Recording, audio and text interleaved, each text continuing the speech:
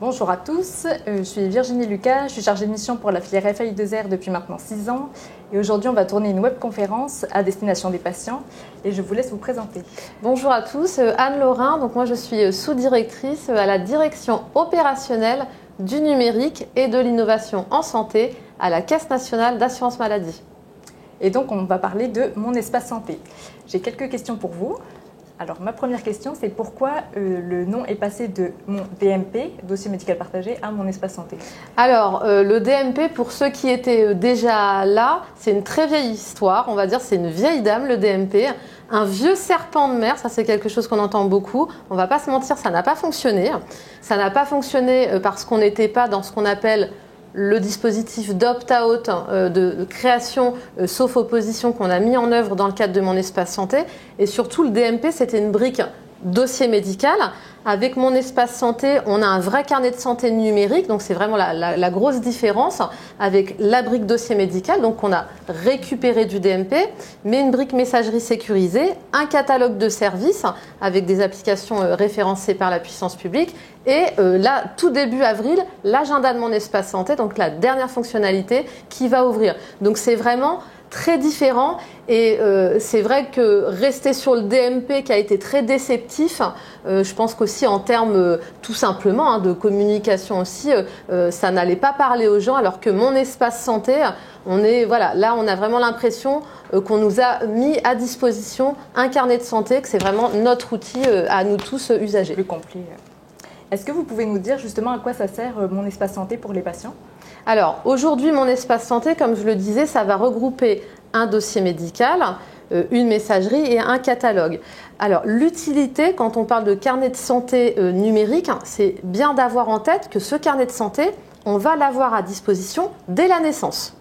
Donc pour tous ceux qui, comme vous et moi, étions déjà dans la course de la vie, Mon Espace Santé a été créé par l'opt-out, mais tous les bébés qui naissent actuellement se voient créer dans les jours qui suivent leur carnet de santé numérique. Et donc l'usage, c'est pouvoir de suivre tout au long de la vie ces épisodes de soins. Et si on démarre sur le carnet de santé de l'enfant, ça va être les vaccinations, les bilans, tous ces rendez-vous clés qu'on a entre 0 et 16 ans, de pouvoir conserver dans ce coffre-fort l'ensemble de ces données, tous les documents qui vont arriver, que ce soit des établissements ou des professionnels de santé qu'on consulte.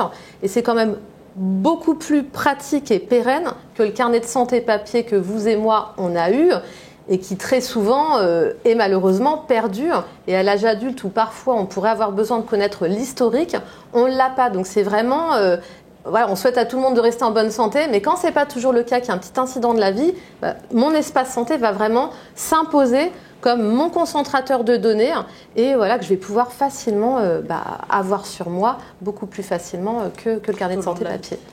Et du coup, vous parlez des enfants. Est-ce que c'est aux parents de le créer à leur naissance et est-ce que c'est eux qui vont gérer les droits jusqu'aux 18 ans de l'enfant du coup ? Alors, la création de Mon Espace Santé, elle est, automatique à partir du moment où la déclaration d'état civil a été faite. Bon, vous comptez, je vais faire très très large, 3 semaines, voilà. À ce moment-là, le parent ayant droit, numéro 1, c'est un petit peu compliqué souvent dans les familles, évidemment, vous vous amusez pas à savoir si c'est papa ou maman, le parent 1, on va dire, au sens de l'assurance maladie, mais celui-ci va recevoir une notification par email de l'assurance maladie qui va lui dire, on a créé le Mon Espace Santé de votre enfant, là le parent peut, comme tout à chacun, s'opposer à la création ou au contraire, on l'incite à aller activer le carnet de santé numérique de son enfant et pour ce faire, le parent va en fait se connecter à son propre Mon Espace Santé. Okay. Et puis dans les paramètres, on fait redescendre en fait l'identité de l'enfant ou des enfants. Donc il y a vraiment un carnet de santé par usager, ça c'est très important. Vraiment le professionnel ou l'établissement, on ne va pas envoyer les données de l'enfant dans le Mon Espace Santé du parent. C'est juste un lien, une passerelle qui se fait pour du confort de tous les jours. Et donc le parent va pouvoir activer le profil de l'enfant et donc accéder au carnet de santé de l'enfant depuis son propre carnet de santé. Et il pourra aussi inviter le parent d'eux, donc par exemple la maman, à avoir les accès également pour consulter depuis son espace santé le carnet de santé de l'enfant. Et à 18 ans, là, c'est terminé, on prend son envol et donc on part aussi avec mon espace santé. Et là, il n'y a plus d'accès pour les parents. Ok. Et c'est automatique, ça c'est automatique, exactement. Le nouveau majeur va lui aussi recevoir une notification. Alors, le petit bémol, quand même, qu'il faut signaler parce que je pense que c'est encore méconnu, c'est que pour pouvoir recevoir cette notification, il faut avoir un compte Amélie. Voilà, le compte Amélie, souvent à 18 ans, on ne l'a pas forcément parce qu'on ne se gère pas forcément encore à 100% et qu'on compte encore sur ses parents. Donc, il faut aller se créer ce compte Amélie, notamment pour pouvoir suivre toutes ces démarches administratives, ces remboursements et autres. Et c'est ce qui va permettre à l'assurance maladie de récupérer les informations et de vous notifier que votre profil Mon Espace Santé dorénavant vous appartient et que vous êtes maître d'aller l'utiliser comme bon vous semble. Et qui remplit du coup cet espace santé? Alors, je dirais que c'est l'usager en premier lieu qui est le boss de ces données. C'est vraiment la promesse de Mon Espace Santé. Donc l'usager, il va pouvoir déjà lui-même déposer des documents s'il le souhaite, des certificats, des ordonnances, etc., qui n'auraient pas été alimentés par le PS ou l'établissement. Il va pouvoir compléter ce qu'on appelle le profil médical. Donc ça, c'est très important aussi, je dirais, dans la construction de Mon Espace Santé et dans son avenir. C'est là où on va tracer ses antécédents, alors familiaux, médicaux, etc. Ses traitements habituels, ses allergies si on en a, nos facteurs de risque, donc on va nous demander si on fume, si on boit, si on fait du sport, si on a des handicaps. Il y a toute une série en fait d'items qui ont été alimentés aussi au travers de toutes les expérimentations, des retours terrain qu'on a pu avoir, où on a vu que c'était des données qui étaient précieuses aussi dans le temps. Ces vaccinations, est-ce qu'on a rédigé des directives anticipées? Est-ce qu'on a une personne de confiance? Donc vraiment un panel assez important et intéressant d'informations. Et ce profil que l'usager complète, il va pouvoir lui décider ou pas de le mettre à la lecture du professionnel de santé. Et évidemment, donc l'autre sphère d'alimentation de Mon Espace Santé, c'est la sphère professionnelle de santé et établissement, où là, notamment par le levier du Ségur du numérique en santé, on impose l'alimentation déjà d'un certain nombre de documents qui doivent arriver dans les espaces santé des usagers. Donc ça va être les lettres de liaison, les comptes rendus opératoires, les comptes rendus d'examen, donc de biologie, d'imagerie, les prescriptions médicamenteuses. Tout ça, j'ai envie de dire, ça vous est dû aujourd'hui en tant qu'usager. Ça doit être alimenté dans Mon Espace Santé. Et donc on a, je dirais, à la fois des leviers incitatifs, mais aussi demain coercitifs, si les professionnels et les établissements ne se conforment pas à cette nécessité de donner accès à ces données aux usagers. Du coup, on se demandait si les médecins dans les hôpitaux pouvaient avoir accès à Mon Espace Santé via leur DPI, le dossier patient informatisé de l'hôpital. Alors, Mon Espace Santé, là, il faut bien avoir en tête qu'on vient de terminer la vague 1 du Ségur. Quand je dis terminer, c'est, on va dire, techniquement, parce que les usages, ça prend du temps. On a passé en janvier la barre symbolique des 250 millions de documents alimentant Mon Espace Santé. Maintenant, évidemment, ce qu'on veut, c'est super, on n'a plus justement le DMP, on n'a plus une coquille vide. Il faut utiliser ces données à bon escient, avec toute la sécurité qui va bien sûr.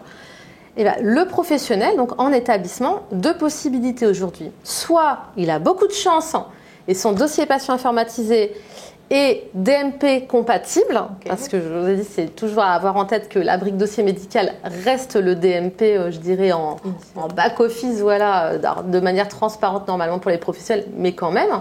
Donc soit depuis le dossier patient, aujourd'hui on sait que les alimentations se font de façon assez transparente. Ça, au niveau d'un établissement, ça fonctionne assez bien. Et la consultation, c'est la priorité de la vague 2. Alors, la vague 2 n'a pas encore démarré. On devrait avoir justement, c'est ça qui va être intéressant, le couloir hôpital qui va être le premier à ouvrir en vague 2, là, d'ici vraiment moins d'un mois, je pense. Okay. Et donc, ça veut dire qu'on va pouvoir prendre connaissance des exigences de cette vague 2 qui contiennent, presque sans surprise, des exigences concernant la consultation du DMP et notamment aussi la récupération d'informations. Donc demain, quand je dis demain, parce qu'il faut compter le temps de développement des solutions par les éditeurs et le temps de déploiement dans les établissements, on devrait voir les solutions référencées vague 2 déployées sur le terrain, premier trimestre, deuxième trimestre 2025. On devrait, je pense, avoir les premières solutions qui arrivent. Et donc cette facilitation de consultation. Maintenant, dès aujourd'hui, un professionnel qui voudrait consulter mon espace santé, il peut déjà le faire via le web PS DMP. Donc ça, c'est le portail web du DMP qui est accessible aux professionnels par CPS ou par ICPS. Voilà, c'est vraiment déjà valable. Vous accédez à l'ensemble du contenu du dossier médical du patient. Évidemment, voilà, vous faites partie de son cercle de soins, il a donné son consentement. Enfin, ça, je pense que tout le monde l'a bien en tête.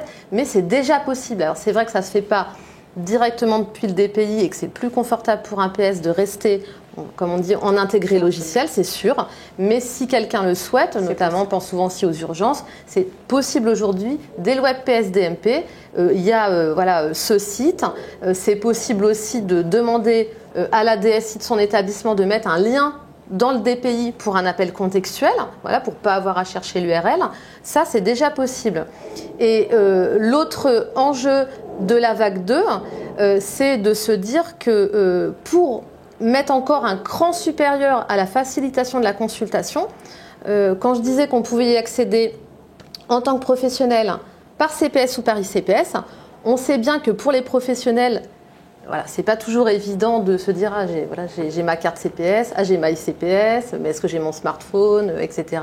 Donc on va mettre en œuvre un autre moyen d'accès qui est un moyen qu'on appelle via authentification indirecte renforcée. Vous entendrez peut-être parler de R simplifié. Ça va être inscrit dans la vague 2 comme obligation pour les dossiers patients informatisés. Et là, on va faire reposer en fait l'accès sur la personne morale, donc on va dire sur l'établissement, avec en fait une gestion des droits qui se fait déjà dans les établissements. On dit déjà, le docteur Dupont-Pierre, voilà, accède bien au DPI, aux unités X, Y, Z. Et ben là, en fait, cette gestion, elle va continuer à se faire. On va juste aller cocher via authentification indirecte renforcée et l'EPS de façon transparente depuis son dossier patient va pouvoir entrer dans le DMP du patient. Et une des craintes de nos patients, c'est de savoir où sont stockées les données et qui peut y avoir accès. Donc, de ce que je comprends, il n'y a que les professionnels de santé. Est-ce que les mutuelles, par exemple, peuvent y avoir accès Voilà, alors ça, c'est une vraie question. Moi, je dis souvent que mon espace santé, pour que ça marche, il faut relever le défi de la confiance. Parce qu'on voit très bien tout ce qui se passe, l'actualité, des cyberattaques. Ce serait naïf de dire il ne peut rien se passer. Maintenant, pour rassurer, ce qu'on peut dire, c'est que mon espace santé est à l'état de l'art de ce qui se fait de mieux en termes de sécurité sur des serveurs hébergés en France et qui répondent à la norme hébergeur de données de santé, donc HDS. On est vraiment, j'allais dire, en flux tendu pour maintenir, augmenter le niveau de sécurité donc de mon espace santé. Et quant à savoir qui, quand on y accède, on va dire correctement aux données Mon Espace Santé, c'est encadré. C'est-à-dire qu'aujourd'hui, quand on dit que les professionnels accèdent à Mon Espace Santé, c'est encadré par un document qu'on appelle la matrice d'habilitation du DMP. Donc là aussi, c'est un petit peu historique. On aurait pu aussi la renommer matrice d'habilitation de Mon Espace Santé. Et dedans, on va trouver les professionnels, voilà, les médecins, les infirmiers, etc., etc. On a justement aussi, parce que ça répond à des vrais besoins, étendu cette matrice aux professionnels du médico-social et du social, avec du coup à chaque fois une précision d'accès en alimentation et en consultation aux documents prêts. C'est-à-dire, voilà, cette matrice, elle collecte l'ensemble des documents qui existent aujourd'hui, qui sont normés avec ce qu'on appelle des codes types. Et pourquoi je dis ça ? C'est parce que le fait que ce soit bien normé, ça a une incidence, notamment dans la construction aussi du dossier patient informatisé. Derrière une lettre de liaison, il va y avoir un code précis qui va faire que le document lettre de liaison, il va aller se ranger au bon endroit dans le dossier médical du patient, dans mon espace santé. Donc c'est évidemment confortable ensuite en consultation pour l'usager, mais aussi pour le professionnel, de façon à ne pas se dire c'est super, maintenant on a plein de documents, mais c'est rangé n'importe comment. Donc non, il y a vraiment une catégorisation des documents qui alimentent mon espace santé. Et cet encadrement des accès, il se fait donc au travers de la matrice. Il y a évidemment des textes qui impliquent que le professionnel n'aille consulter mon espace santé que d'un usager qu'il prend en charge, de près ou de loin, mais il faut vraiment que ce soit dans le cadre d'une prise en charge, d'un épisode de soins, voilà, de l'équipe de soins, parce que sinon, voilà, c'est passible de poursuites et d'amendes. Ça, c'est très bien tracé et dans les textes et dans les conditions générales d'utilisation de mon espace santé. Dans les différentes FAQ, on essaie d'expliquer, voilà, on essaie de vulgariser auprès des usagers. Si vous allez sur mon espace santé, dans les aides, vous avez, je dirais, dans les questions fréquentes, ces questions-là, où on essaie vraiment de vous expliquer toute la traçabilité qu'il y a, qui peut accéder à mon espace santé, voilà, quels sont vos recours pour bloquer un professionnel. Vous pouvez, au sein de mon espace santé, bloquer un professionnel ou plusieurs, bloquer l'accès à un document. Donc tout ça, c'est possible. Et quand vous êtes dans mon espace santé, vous avez en de nombreux points de l'interface accès à la traçabilité de ce qui s'est passé. Tous les événements, voilà, Dr Pierre Dupont a accédé à mon compte-rendu d'examen biologie médicale le 4 mars à 14h30, etc. Et en plus de ça, surcouche, je suis notifiée en tant qu'usager par mail dès qu'un PS consulte mon espace santé, dès qu'il alimente mon espace santé ou dès que je reçois un message sur ma messagerie sécurisée. Donc vraiment, c'est, j'allais dire, ceinture et bretelles. Voilà, on fait au mieux pour donner justement confiance dans les usages de mon espace santé. Une autre des questions de nos patients, c'était quel est l'intérêt de créer son espace santé? Donc on comprend que ça centralise tous les documents, ça évite de les perdre. Est-ce que par exemple, il est possible de retrouver des ordonnances de façon numérique dans son espace santé? Oui, exactement. Alors j'allais dire de plus en plus. Nous, quand on regarde les chiffres d'alimentation du DMP, là quand je disais tout à l'heure, voilà, on a passé la barre des 250 millions. Le top 3 des documents qui alimentent le plus mon espace santé, c'est les comptes rendus de biologie médicale. Ensuite, ce sont les prescriptions, donc toutes les ordonnances, et ensuite les comptes rendus d'imagerie médicale. Donc on voit bien que là, voilà, il y a une croissance forte, que donc du coup de plus en plus d'usagers vont retrouver leurs ordonnances dans mon espace santé. Et à ce titre, là aussi suite à des expérimentations, on a mis en œuvre une fonctionnalité il y a quelques mois qui permet à l'usager depuis mon espace santé de pousser son ordonnance à son officine de quartier. Donc voilà, il a déjà consulté cette officine. Elle a ce qu'on appelle une boîte aux lettres organisationnelle sécurisée, MS Santé. Donc je vais la retrouver dans une sorte d'annuaire. Je vais mettre en pièce jointe l'ordonnance qui est dans mon espace santé. Si jamais elle n'est pas dans mon espace santé, que le PS me l'a donnée en papier, je peux la prendre en photo, l'intégrer dans mon espace santé, l'envoyer à la pharmacie pour délivrance des médicaments. Okay. Donc ça, c'est vraiment un usage du quotidien qu'on essaie de sécuriser, parce qu'on le sait tous, je pense, combien de fois on a vu sur des belles vitrines d'officines des adresses de messagerie non sécurisées. Donc ne faites pas ça, passez par mon espace santé et votre messagerie sécurisée pour écrire en toute confiance et justement que votre ordonnance ne soit pas, j'allais dire, piratée, voilà, que ça puisse arriver en toute sécurité à l'officine. Et parmi nos patients qui ont déjà créé leur espace santé, il y en a plusieurs qui nous ont dit que les professionnels qu'ils consultaient ne mettaient pas forcément encore les documents dessus. Et certains nous ont dit que leurs professionnels les mettaient sur Doctolib. Alors, est-ce que vous êtes au courant de ça? Est-ce que c'est aussi sécurisé de mettre sur Doctolib? Est-ce qu'il y a une possibilité de lien Alors, aujourd'hui, c'est un vrai sujet et voilà, il faut l'aborder en effet sans tabou. Clairement, pour nous, mon espace santé, c'est le carnet de santé numérique des usagers, sécurisé. Voilà. Il y a vraiment ce chaînage de bout en bout. Maintenant, on a tous vu en effet que Doctolib, mais uniquement dans la sphère Doctolib, permet justement cette, je dirais, gestion documentaire. Nous, clairement, aujourd'hui, notre discours, c'est de dire, voilà, mettez vos documents, centralisez vos documents dans mon espace santé, parce que demain, vous pouvez très bien ne plus être usager de Doctolib, mais d'une autre solution. Voilà, est-ce que vous penserez tout simplement à récupérer correctement vos documents. Et puis, évidemment, la puissance publique, que ce soit voilà, la CNAM, l'Agence du numérique en santé et avec nos amis de la délégation au numérique en santé, on est très attentif à ce qui se passe et à justement faire en sorte que mon espace santé reste le concentrateur. Et donc, du coup, on est évidemment en proximité de ce que Doctolib peut réaliser. Mais vraiment, voilà, nous, le message, vraiment sans détour, c'est mon espace santé qui doit être votre coffre-fort. J'avais encore une petite question.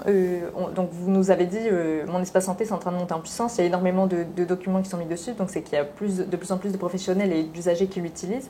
Est-ce qu'il y a un moyen ou est-ce que c'est encore en cours de communiquer sur mon espace santé justement pour favoriser cet usage? Est-ce qu'il y a des choses à faire encore Oui, tout à fait. Je pense que c'est un temps long. Voilà, l'appropriation, les usages. Là, on est à 98% des usagers qui ont un profil Mon Espace Santé ouvert, dont, là, on doit être à 16 et quelques pourcents à l'heure où on se parle, d'activation. Okay. Donc ça veut dire voilà, qu'il y a ce pourcentage qui croît. Hein, on a 80 000 activations par semaine là en ce moment. Donc voilà, ça monte, c'est bien, mais voilà, il y a encore une grosse marge de progression. Faut avoir en tête aussi que déjà d'avoir un Mon Espace Santé ouvert, même s'il n'est pas activé, c'est un gain. Je pense notamment à des patients qui justement ne sont pas autonomes dans la gestion de Mon Espace Santé, ont besoin d'un aidant, etc. Eh bien, aujourd'hui, quand Mon Espace Santé n'est pas activé, un professionnel, un établissement peut déjà alimenter et demain consulter. Donc, c'est déjà augmenter les chances d'une meilleure prise en charge. Maintenant, on a mis en œuvre là une fonctionnalité qui devrait arriver dans je dirais, une première brique courant 2024, quand je parlais justement d'aidants, de possibilités au sein de Mon Espace Santé de créer, on va le dire comme ça pour donner une image, un contrat entre un aidant et un aidé pour essayer justement d'augmenter la population qui peut s'emparer vraiment très concrètement de Mon Espace Santé. Et donc oui, il y a encore des actions de communication, de pédagogie à faire. Donc nous, on continue, CNAM, DNS, ANS, à avoir des actions, notamment dans les territoires, par le biais du dispositif des ambassadeurs Mon Espace Santé, donc qui sont aujourd'hui déployés sur les 18 régions de France. Mais voilà, il faut qu'on continue à outiller ces populations. On a les conseillers France Service. Voilà, on a pas mal aussi de structures qui sont elles-mêmes voilà, ambassadeurs Mon Espace Santé. Donc c'est un travail vraiment, encore une fois, au long cours. On continue à produire que ce soit des mémos, voilà, des affiches, des vidéos pour en parler parce que finalement, on est confronté à des nouveaux cas d'usage régulièrement. Je parlais rapidement d'expérimentation tout à l'heure. Là, on a démarré une expérimentation dans le médico-social. On a des temps d'expérimentation aussi dans le libéral.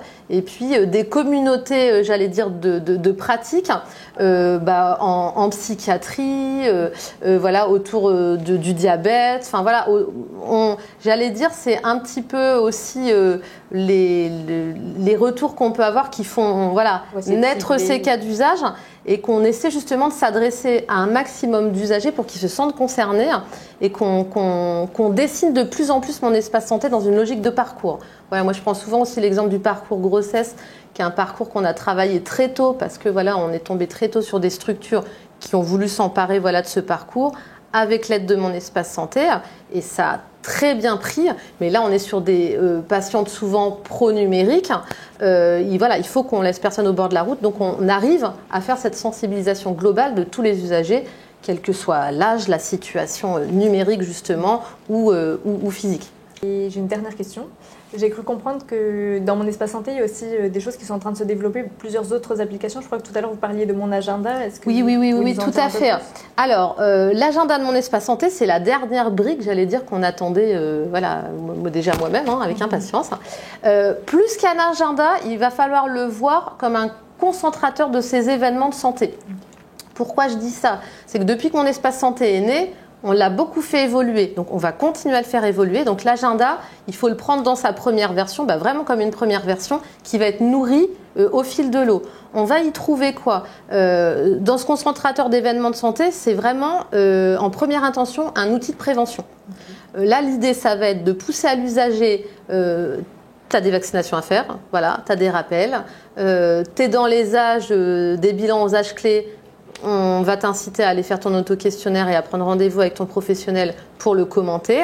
Tu as des enfants, de la même façon, voilà, il y a peut-être des bilans à réaliser. Donc c'est vraiment déjà inciter à justement cette prévention par les dépistages, par tout ce qu'on a, les vaccinations et autres. Et évidemment, l'usager lui-même va pouvoir compléter avec ces événements. Et demain, le catalogue de services aujourd'hui, je disais tout à l'heure, qui est ouvert, mais aujourd'hui avec des applications sans échange de données. On a aujourd'hui un certain nombre d'applications qui sont dans le pipe de référencement avec échange de données. Dès lors qu'on va avoir les premières solutions, qui pourront demain être aussi des solutions avec des événements, là, l'usager pourra choisir ou non, encore une fois, de synchroniser son agenda avec une application référencée au catalogue de Mon Espace Santé. Donc cet agenda, ça va vraiment être, dans un premier lieu, ce concentrateur et avec un fort axe prévention. Ok, merci beaucoup d'avoir répondu à toutes nos questions. Et on va inciter nos usagers à créer leur espace santé. Merci beaucoup à vous, c'est avec plaisir.